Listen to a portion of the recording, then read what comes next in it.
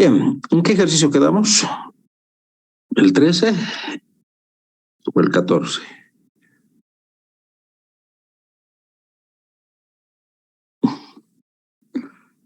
¿Me pueden hacer recuerdo, por favor? Creo que era el 13, ingeniero. Ya, gracias. Entonces, repasaremos el 13, ¿sí? Entonces, nos dicen, 4 turistas llegan a un pueblo que tiene 6 hoteles. Si los turistas eligen al azar el hotel donde se van a hospedar, hallar el número de maneras en que todos se hospeden sin ninguna restricción. Si todos se van a hospedar sin ninguna restricción, entonces cada uno de los 4 turistas tendría 6 opciones, ¿sí? Por lo tanto, la cantidad posible de formas de alojarse va a ser 6 a la cuarta. Si el caso fuera que todos se hospeden en hoteles distintos, entonces ahí lo que tendríamos es que si alguien se ha hospedado en un hotel, ese hotel ya no puede ser elegido. Consecuentemente, sería una combinatoria de 4 en 6, la forma en la cual se combinan las elecciones de 4 turistas en los 6 hoteles. ¿De acuerdo? Muy bien, veamos el problema 14. Una compañía comercializa 5 tipos de impresoras a color. Entonces aquí tenemos ya el espacio muestral, ¿sí? Que está compuesto por 4 impresoras de láser y 6 impresoras matriciales, ¿no? Entonces, esta es la totalidad de las máquinas que se tiene. ¿Cuál es la probabilidad de que si se eligen 5 impresoras al azar se obtengan 3 de color, 2 impresoras láser y ninguna matricial?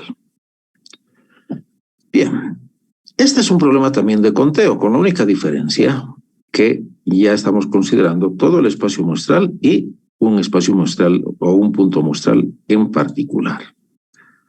Entonces, lo que tenemos que hacer es en el denominador colocar todos los posibles eventos que se podrían dar y en el numerador el caso específico, ¿no? Entonces, si acá nos dicen cuál es la probabilidad que si se eligen 5 impresoras, esa es la cantidad total de impresoras que se van a elegir. Por lo tanto, en este ejercicio tenemos que sacar 5 impresoras. Ahora, ¿interesa el orden en el cual las obtenemos? No, ingeniero. No, ¿verdad? Simplemente necesitamos la combinatoria de 5 en 15. Entonces, esa es la totalidad de formas en las cuales podemos sacar 5 impresoras. Y en el numerador iríamos con lo que nos dicen. Se eligen 5 impresoras al azar y se obtengan 3 de color, 2 impresoras láser y ninguna matricial. Entonces, fíjense, ninguna matricial sería la combinatoria de 0 en 5, ¿no? Y eso es 1. Por lo tanto, no lo tomamos en cuenta. Y luego sería 3 de color. ¿Cuántas son de color? Son 5. Por lo tanto, sería 3 de 5 por 2 de 4, ¿no? 2 de 4. Y ese sería el resultado de la probabilidad. Entonces, de esa manera, nosotros ya vemos cómo aplicar el principio multiplicativo y el aditivo y cómo aplicar la definición de la probabilidad matemática. ¿De acuerdo? Simplemente es dividir los puntos muestrales en particular que nos interesan con los puntos muestrales de todo el espacio muestral. Bien, veamos el siguiente ejercicio. Un explorador de petróleo hará una sucesión de perforaciones en un área dada para encontrar un pozo productivo. La probabilidad de que tenga éxito en un experimento dado es de 0,20. Fíjense, esa es la probabilidad de encontrar petróleo. ¿Cuál es la probabilidad de que la tercera excavación sea la primera en la cual se localice un pozo productivo? ¿Cuál sería entonces esa probabilidad? El mismo enunciado nos lo dice, ¿no? La tercera excavación será la primera, lo cual significa que las 2 previas han sido fracasos. Consecuentemente, el espacio muestral que nosotros tendríamos para este ejercicio sería fracaso, fracaso, éxito. ¿De acuerdo? Y, por lo tanto, la probabilidad de obtener éxito en la tercera excavación sería igual al producto de los dos previos eventos fallidos multiplicado por el evento exitoso. Y eso sería 0,80 por 0,80 por 0,2. ¿No? Porque estamos haciendo 3 excavaciones, jóvenes. No estamos haciendo una.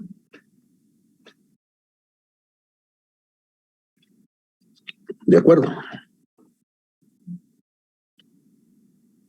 Sí, ingeniero. Veamos el siguiente.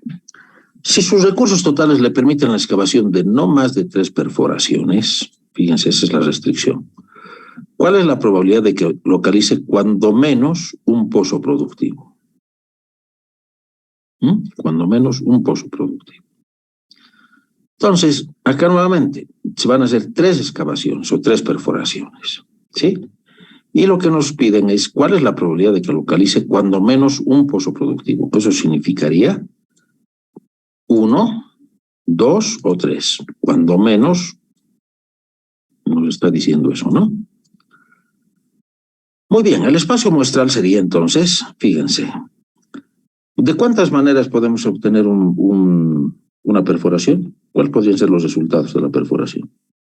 Éxito o fracaso, ¿no es verdad? Tenemos 2 opciones. ¿Y cuántas veces tenemos que perforar? 3. Por lo tanto, el espacio muestral, ¿cuántos puntos muestrales tendría? 9. No. 2 opciones en el primero, y 2 opciones en el segundo, y 2 opciones en el tercero. ¿Cuánto sería? 6, ingeniero. A ver, otra vez. 2 y 2 y 2. ¿Cuánto es?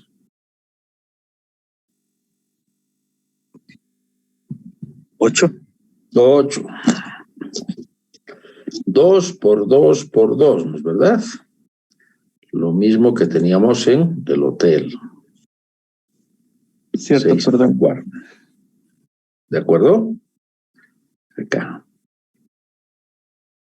Entonces, cada pozo tiene 2 posibles salidas. Ahora bien, fíjense que la forma en la cual está descrito este espacio muestral sería el orden en el cual se van a colocar los éxitos y los fracasos, ¿no?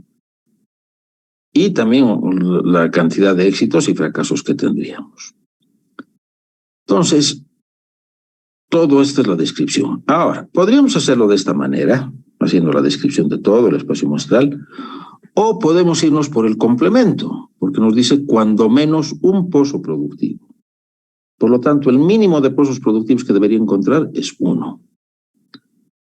Y como vemos, lo mínimo es, ¿no?, 2 éxitos, un fracaso, o pueden ser 2 fracasos y un éxito. Y obviamente, el crítico va a ser cuando fallamos en los 3. Entonces, todo este espacio muestral en probabilidad tiene que sumar 1, ¿no es verdad? Por lo tanto, la probabilidad de encontrar cuando menos un pozo productivo, ¿a qué va a ser igual? A 1 menos fracasar en los 3 intentos. ¿De acuerdo? Estamos utilizando el complemento.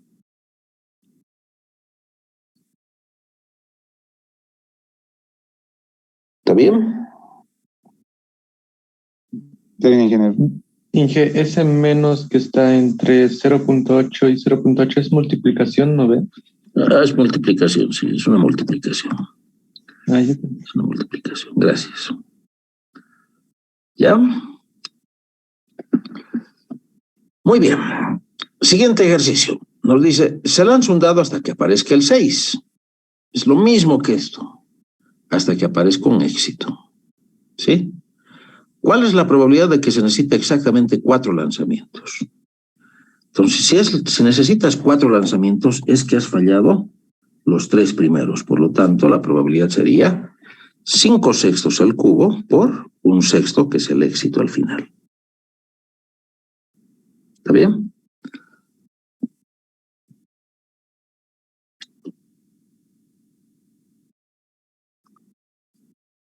Así de simple. Siguiente. La probabilidad que Juan apruebe estadística es 0,57. Mientras que la de Carlos es 0,64. Si se sabe que la probabilidad que ambos aprueben es 0,35, ¿cuál es la probabilidad de que Juan o Pedro aprueben estadística? Entonces, O es unión, ¿verdad? Entonces sería A o B, Juan o Pedro. Por lo tanto, sería la probabilidad de A, de que apruebe Juan, más la probabilidad de que apruebe Carlos, no es Pedro, perdón, Carlos, menos la intersección de ambos, ¿no? Y eso es igual a 0,86. Asimismo, podemos ver en este ejercicio que no se tiene independencia de eventos. ¿Cuándo se da la independencia? Cuando el producto de las probabilidades nos da la intersección. Entonces, si ustedes multiplican 0,57 por 0,64, les va a dar un resultado de 0,3648, que no es lo mismo que 0,35. Por lo tanto, hay dependencia. ¿De acuerdo? Hay dependencia.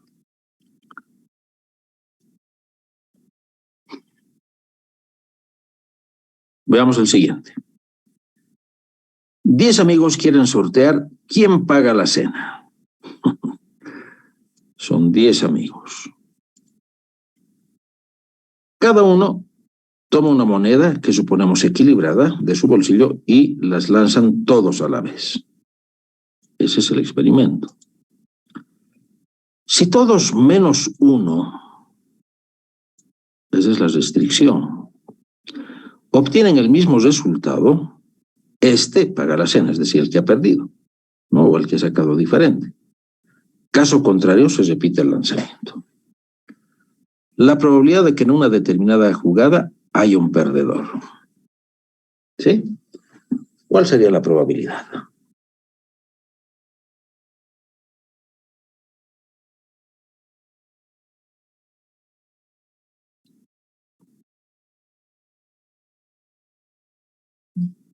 Bien.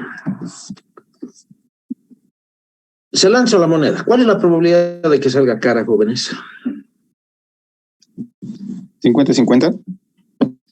Es lo mismo que un medio, ¿no es verdad? 50%, que es lo mismo que un medio. Sí.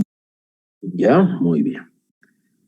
Entonces, la probabilidad de perder es un medio y la probabilidad de ganar es un medio. Entonces, si todos menos uno obtienen el mismo resultado, ¿qué va a significar eso? De los 10 amigos, 9 han obtenido, por decir, cara. Entonces sería un medio a la 9. Y el que ha perdido ha obtenido sello, que también su probabilidad es un medio. ¿Sí? ¿Hasta ahí vamos bien?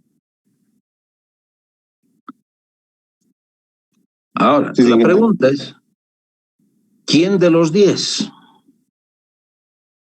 Entonces no nos interesa el orden, lo único que nos interesa es elegir a uno de las 10 personas. Por lo tanto, es la combinatoria de 1 en 10. ¿Sí? Y finalmente, todos pueden perder, o mejor dicho, uno va a perder si saca sello y los otros cara, o viceversa. Si los otros sacan cara y él es el único que saca sello, pues que tienes dos opciones.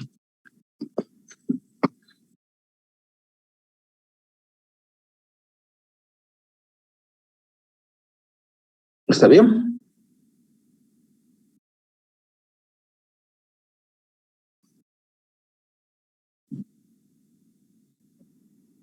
Ingeniero, ¿a dónde va referencias a la combinatoria de 12 y 1?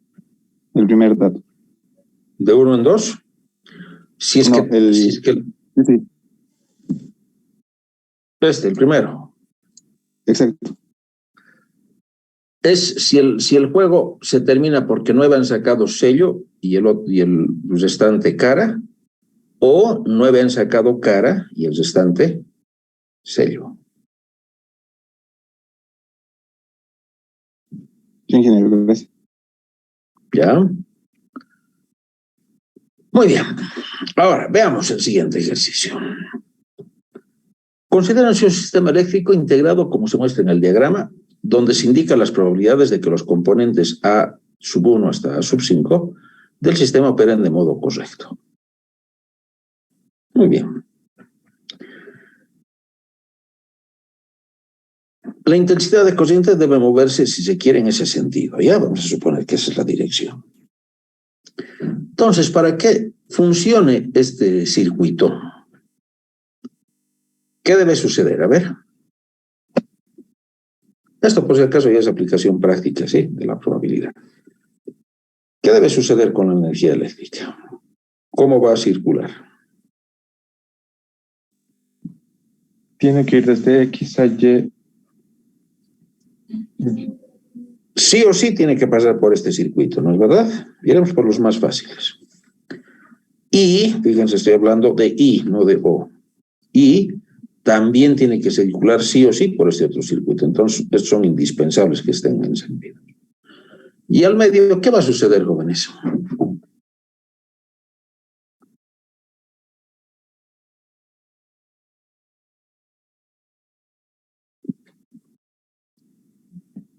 Una unión de probabilidades. ¿Sí? ¿Por qué? Más que de las probabilidades, quiero que apliquen la lógica. Las probabilidades después se van a dar. ¿Qué pasaría con los eventos? ¿Cómo tendría que circular la energía eléctrica?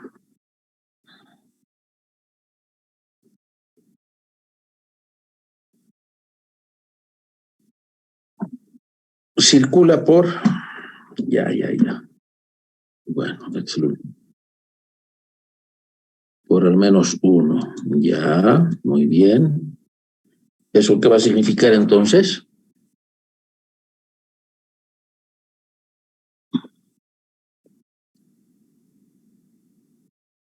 Que circula por A⁻2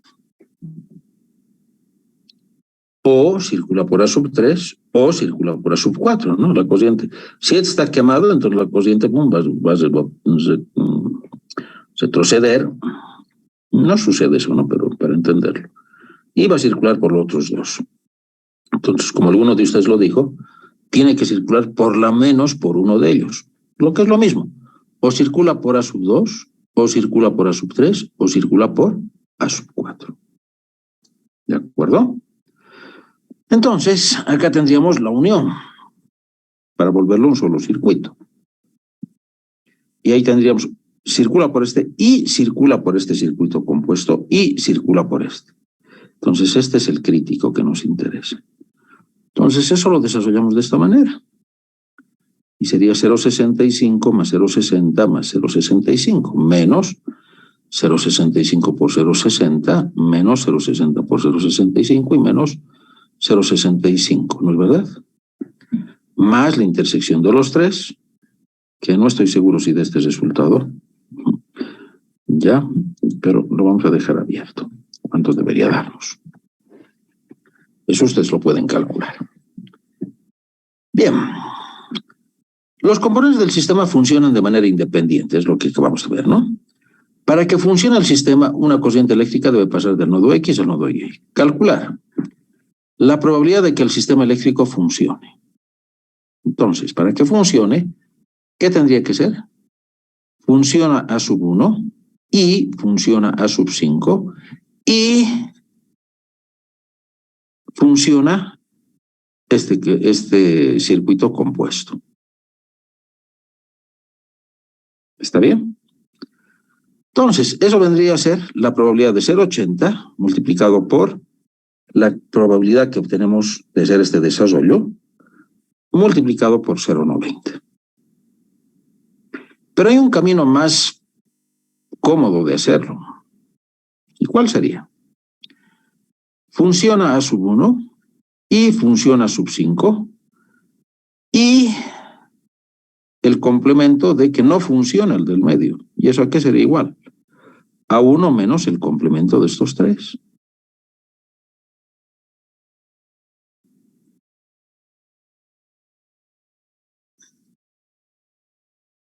¿Ya?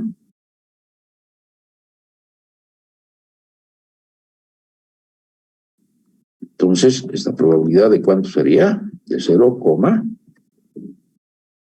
¿Mm?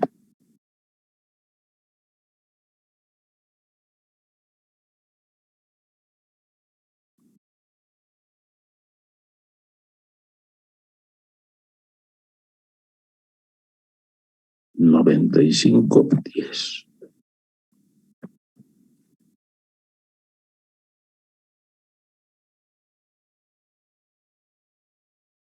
Y la probabilidad entonces va a ser aproximadamente 0,6847.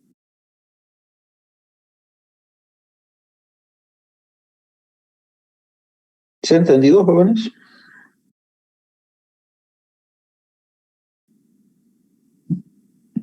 Sí. Bien, ahora, es lo que quiero que analicen, porque es la aplicación práctica. Fíjense, todos tienen una alta probabilidad de funcionamiento, excepto estos que están por el 0,65, ¿no? Pero los otros están con una alta.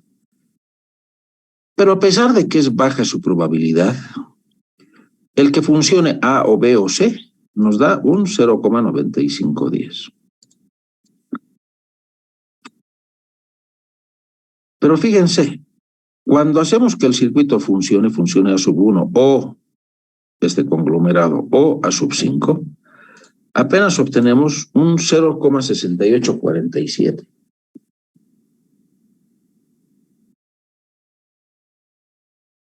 ¿Se ha bajado o no se ha bajado la probabilidad? ¿Se ha reducido, mejor dicho, o no?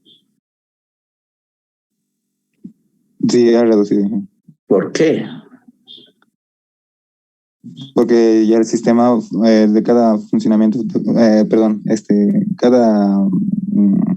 cada uno funciona de manera independiente. Bueno, es uno. ¿Y lo otro qué? Porque ya no estamos hablando del funcionamiento de un componente, estamos hablando del funcionamiento de todos los componentes. Entonces, como ven, el hecho de que uno de los componentes, fíjense, 0,9510 es su probabilidad. 0,9510. Y parece que son estos dos los que nos están haciendo fallar. Entonces, vamos a suponer que esto es 0,9 y este es también 0,9. ¿Cuánto sería la probabilidad de que funcione, jóvenes?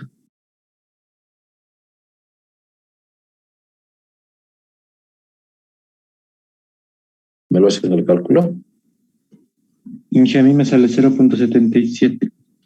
0.77. Ha subido, ¿no? La confiabilidad. Pero para que suba la confiabilidad, hemos tenido que subir la confiabilidad de los términos. Bien, ¿esto a qué nos lleva? A ver, les voy a dar dos ejemplos, ¿ya? El primero, la guerra en Ucrania-Rusia.